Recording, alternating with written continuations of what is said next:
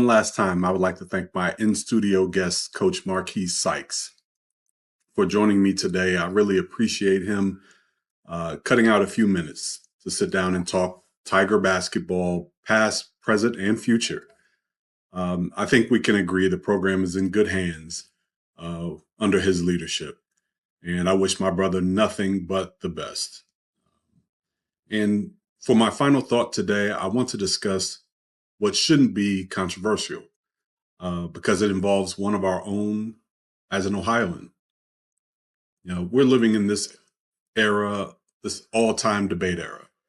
I mean, if you watch any television, all the top sports shows, game shows, news shows, all are in debate format, arguing one point over another. So I hesitantly enter my own final thought to discuss the greatness of Ohio's own LeBron James. Now, I recognize that there have been unbelievable basketball players in all eras, and I've had a tremendous, and they've had a tremendous impact on the game. But when I look objectively at the resume of LeBron, I'm just not sure if there's been a player in any sport that entered professional sports with the level of expectation and hype that he did. I mean, at 17, he was already becoming the face of the NBA. And he had another year of high school basketball yet to play. I mean, the world demanded that he be great.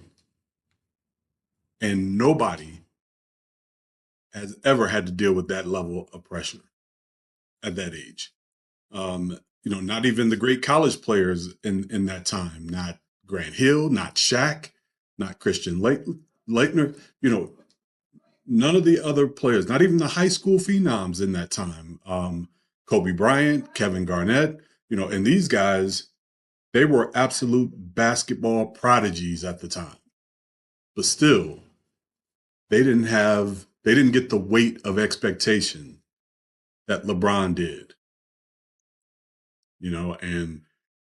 Some people didn't like the King James moniker that the media gave him, by the way, which, in my opinion, was all an effort to lift him up so high that they could just tear him down.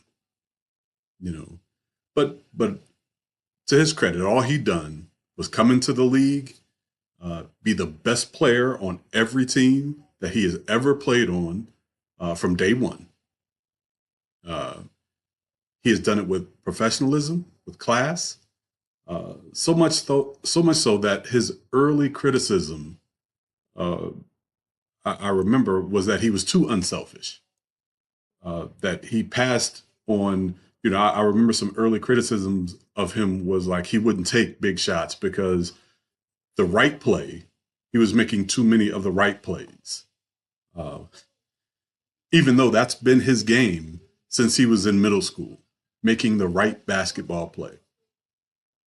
So now, here is LeBron in year 23, age 41, still carrying, currently, as we sit here today, still carrying his NBA franchise, their team in the playoff.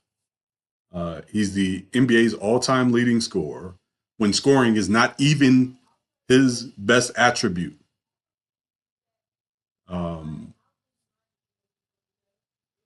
And he continues to break records. And now the criticism is he's sticking around to pad numbers. Look, he knows at this point, if you don't think he's the GOAT, you're not going to ever think he's the GOAT. He knows that.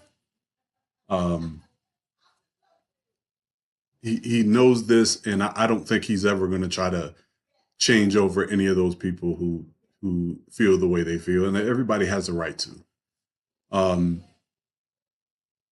But know this: all he has done since he's been in the NBA is lead his teams, be an upstanding citizen in a world where trouble is seeking to devour personalities like him in all levels and all ways. He is held close to his family, his friends, and while not being perfect, he has stayed true to his commitment to being the best basketball player he can be.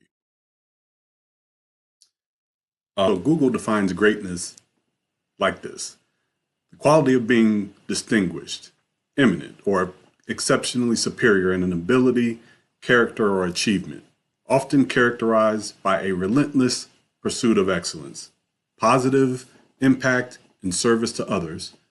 It represents high-level performance, superior virtue, or intense large-scale impact on a field of humanity.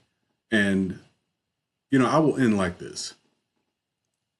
I don't know if LeBron James is the best basketball player to ever play the game, but I am convinced he is the greatest. And that's my final thought. I hope you enjoyed today's episode of Beyond the Scoreboard, and I'll see you next time.